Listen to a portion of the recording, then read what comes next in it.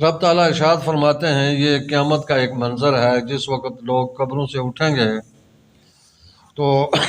ہر ایک آدمی جو ہے نا اپنے اپنے مقام اور مرتبے کے مطابق وہاں سے آگے چلے گا۔ رب تعالیٰ فرماتے ہیں کہ جو متقین ہیں نا، جو اللہ کے خاص الخاص بندے ہیں، جس طرح انبیاء کرام ہیں یا بڑے مقام والے اولیاء اعظام ہیں، ہر ایک آدمی کا یہ مقام اور مرتبہ نہیں ہوتا، تو ان کے لیے تو جو ہے نا، جس طرح حدیث شریف میں حضور علیہ الصلوۃ والسلام نے فرمایا کہ جس وہ قبروں سے اٹھیں گے تو ان کے لیے ایسی سواریاں ہوں گی جنہیں وہ پسند کرتے ہوں گے، اور ان کے وہم و گمانوں میں بھی نہیں ہوں گی۔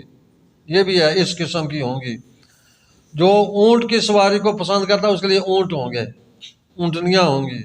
جو گھوڑے کی سواری پسند کرتا ہے اس کے لیے گھوڑے ہوں گے۔ جس قسم کی سواری پسند کرتا ہے اس وقت، چونکہ گھوڑے اور اونٹ کی حدیث شریف میں الفاظ ہیں، تو چونکہ وہاں پر وہی اس وقت سواری کے جانور تھے اور اس کے علاوہ سواری کا کوئی ذریعہ نہیں تھا، تو سمجھانے کے لیے تو آپ نے فرمایا کہ ایسی اونٹنیاں ہوں گی بہشت سے لائی جائیں گی کہ جن کی زینے بھی سونے کی ہوں گی، مہاریں بھی سونے کی ہوں گی، اور ان کی رفتار نہایت ہی سریع رفتار ہوں گے۔ تو اس طریقے سے جو ہے نا ان کو سوار کر کے اللہ تبارک و تعالیٰ کی بارگاہ میں لایا جائے گا، عزت احترام کے ساتھ۔ یہ ان کی ایک مقام اور مرتبے کے لحاظ سے عزت ہے۔ اور بعض ایسے بھی ہوں گے جو تھوڑے درمیانے کے بعض اور سواری تو ہوں گے، لیکن کہتے ہیں ایک ایک سواری پر دو دو تین تین زیادہ بھی سوار ہوں گے، بعض پیدل ہوں گے۔ تو ہر ایک جس طرح اپنا مقام اور مرتبہ ہے۔ البتہ یہ بھی ہے جی کہ کہتے ہیں کہ بعض راستہ سواری پر ہوں گے، کیونکہ آگے جس طرح وہ پہلے گزر چکا ہے جی کہ ہر ایک آدمی جو ہے نا ننگے بدن ننگے پاؤں چلے گا، تو یعنی کہ یہ بھی ممکن ہے کہ بعض جگہ بعض راستہ وہ یا جس وقت معاشر کے نزدیک پہنچ جائیں، اللہ تبارک و تعالیٰ کے حضور پہنچنے والے ہوں تو پھر وہ پیدل چلنا شروع کر دیں۔ ایسا بھی ممکن ہے کہ کچھ عرصہ ایریا وہ سواریوں پر ہیں، کچھ آگے پیدل چلے چلیں۔ باہر کا یہاں پر جس طرح ہے نا کہ یوم نحشر المتقین، اور اس دن جو ہے نا ہم متقین پرہیزگار نیکوکار لوگوں کو اکٹھا کریں گے الی الرحمن، جو اللہ تبارک و تعالیٰ کی طرف، رحمان کی طرف جس وقت وہ چلیں گے اللہ تعالیٰ کی طرف، تو کس حالت میں؟ وفد کی حالت میں۔ تو کہتے ہیں جی کہ وفد جو ہوتا ہے نا، جس وقت کوئی بڑا آدمی کسی کے پاس جو جاتا ہے نا تو وہ اکیلے اکیلے نہیں جاتے، ایک تو وہ وفد کی صورت میں جاتے ہیں، اور پھر جو ہے نا جو جتنے بڑے مقام والا آدمی ہوتا ہے نا اپنے ہاں کسی کو بلاتا ہے تو وہ اسی طریقے سے جو ہے نا ان کو لانے کا بھی بندوبست کرتا ہے، سواری بھیجتا ہے، ان کے لیے خود جو ہے نا اہتمام کرتا ہے۔ تو اس طریقے سے وفد کی صورت میں جو ہے نا اللہ تبارک و تعالیٰ کے حضور متقین لوگ پہنچیں گے۔ وَنَسُوقُ الْمُجْرِمِينَ إِلَىٰ جَهَنَّمَ وِرْدًا، اور ہم مجرموں کو ہانک کر لائیں گے۔ ہانکیں گے یعنی جس طرح جانوروں کو ہانکا جاتا ہے نا، اس طریقے سے مجرموں کو ہانک کر لایا جائے گا الی جہنم، جہنم کی طرف۔ وردا جو ہے نا یہ ہے کہ جس طرح جانور پیاسے ہوں نا تو ان کو پانی کی طرف آدمی لے کر جاتا ہے، وہ وردا ہے، تو یعنی پیاسی حالت میں۔ تو مجرموں کو ہم گھسیٹ کر یا ہانک کر لائیں گے جہنم کی طرف، اس حالت میں کہ وہ پیاسے ہوں گے۔ لا یملکون الشفاعۃ، کسی کو شفاعت پر اختیار نہیں ہوگا، الا من اتخذ عند الرحمن عہدا، مگر اسی آدمی کو، اسی کو جس نے اللہ کے ساتھ، رحمان کے ساتھ وعدہ کیا ہوگا، عہد کیا ہوگا۔ تو ویسے شفاعت پر تو پہلے کافی دفعہ گفتگو ہو چکی ہے، مزید اس پر اتنی گفتگو نہیں کرتے ہیں کہ کون کرے گا، کس کی کرے گا، کس حالت میں ہوگا۔ تو لیکن یہ جو ہے نا کہ اس میں یہاں پر ایک نئی چیز آئی ہے کہ اس کا، جس کے ساتھ، رحمان کے ساتھ جس کا عہد ہوگا۔ عہد کیا چیز ہے؟ اس بارے میں کئی ایک روایتیں ہیں۔ حضرت مولا مرتضیٰ کرم اللہ وجہ الکریم سے بھی اس بارے میں، حضرت ابن عباس رضی اللہ تعالیٰ عنہ، حضرت ابن مسعود رضی اللہ تعالیٰ عنہ، تقریباً ہر ایک سے علیحدہ علیحدہ جو ہے نا چیزیں مروی ہیں۔ کہ ایک تو یہ ہے جی کہ جس کا خاتمہ ایمان پر ہوا نا، جس نے لا الہ الا اللہ محمد رسول اللہ پڑھا، تو یہ گویا کہ شفاعت کا جو عہد ہے یہ کلمہ ہے۔ کلمہ پڑھ کر آدمی مسلمان ہوتا ہے، ایماندار ہوتا ہے، تو جو ایماندار ہے اس کے لیے ہی شفاعت ہے، غیر مسلموں کو، غیر ایمانداروں کے لیے، بے ایمانوں کے لیے نہیں ہے۔ تو لہذا جو اللہ تعالیٰ کے ہاں عہد ہے وہ کلمہ ہے کہ جو ایمان پر فوت ہوا۔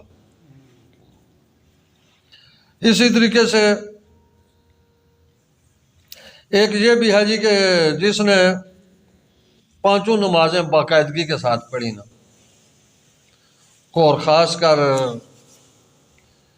یہ جو ہے نا کہ وضو وغیرہ، اس کی صحیح مواظبت کی، پابندی کی، خاص کر جس طرح ایک حدیث میں کہ سردیوں میں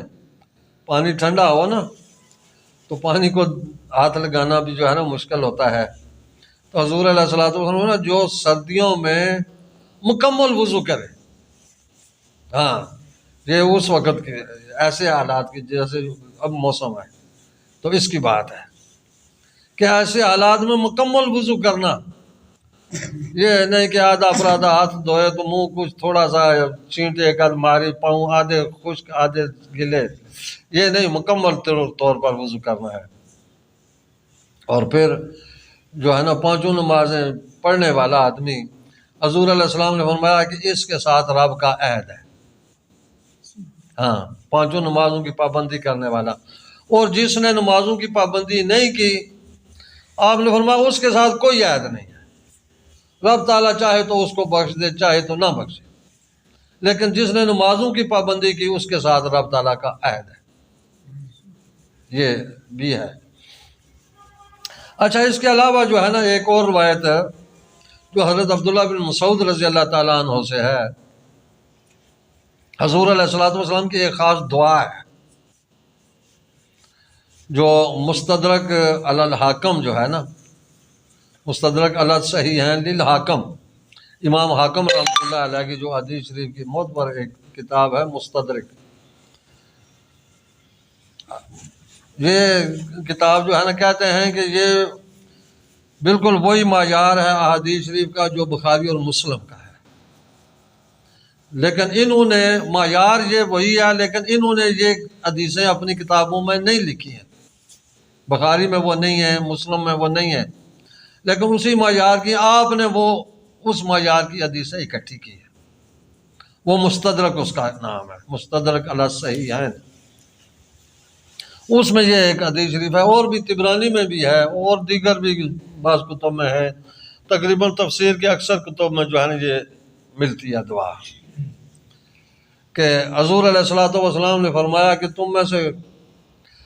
کوئی ایسا نہیں ہے کہ جو صبح و شام اللہ تعالیٰ سے عہد کرے،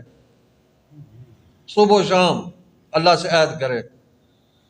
عرض کی گئی یا رسول اللہ صلی اللہ علیہ وسلم وہ کیا طریقہ ہے، کیسے عہد کیا جا سکتا ہے؟ تو آپ نے وہ دعا بیان فرمائی،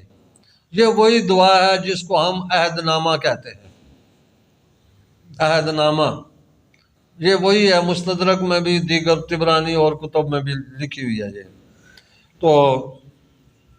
یعنی جو کوئی صبح و شام یہ پڑھے گا نا، رب تعالیٰ اس کو عرش کے نیچے محفوظ کر کے رکھ دے گا، الل کافرین، جس وقت قیامت میں یہاں پر بھی رب تعالیٰ فرماتا ہے کہ ہم شیطانوں کو حساب کافروں کتاب ہوگا پر تو رب تعالیٰ اس کو مسلط پوچھے گا، کرتے ہیں، اعلان ہوگا وہ کون تو یعنی کہ وہ یہ جو ہے لوگ جن کا رب نا تعالیٰ ان کے کو ساتھ برائی کی عہد ہے، طرف ہی چلاتے ہیں، برائی کی طرف وہ رغبت کہاں کرتے ہیں ہیں۔ جن کا رب تعزهم تعالیٰ کے ساتھ عزا، عہد ہے؟ تو یعنی کہ یہی لوگ جو صبح و شام یہ دعا پڑھنے والے ہیں، تو پھر جو ہے نا اللہ تبارک و تعالیٰ ان کی شفاعت قبول فرمائیں گے، ان لوگوں کی جو یہ صبح و شام جو ہے نا یعنی عہد نامہ پڑھنے والے ہیں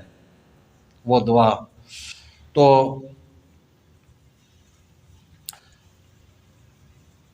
بعض محدثین نے یہ بھی بات کہی ہے کہ جس وقت انہوں نے جو ہے نا یہ حدیث شریف روایت کی نا،